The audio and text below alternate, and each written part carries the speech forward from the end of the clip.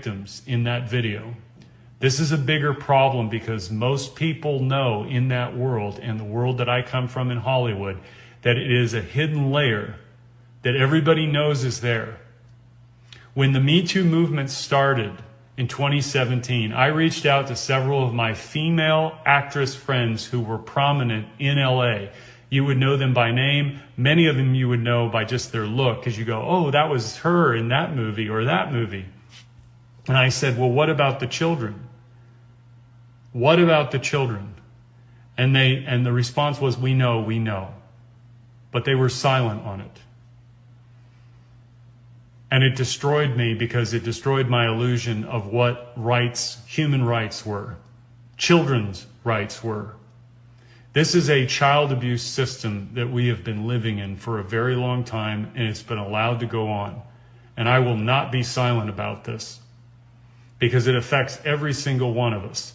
The people on television who smile at you, who tell you stories, who give you news, are the ones who hide all of this from us. They are not talking about the real issues. They are distracting you with division issues. This is a unification issue. When the Maxwell files came out 48 hours ago, I went on MSNBC, I went on CNN.com, and I looked at every single one of their headlines, and there was no mention of it whatsoever.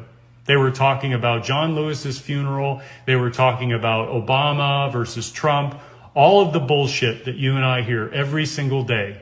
And it doesn't matter what side of the political equation you're on this. This is a child issue. This is a human issue. This is not a political issue. It has nothing to do with left versus right, Democrat versus Republican, liberal versus conservative, or anything you are or you identify with as in between.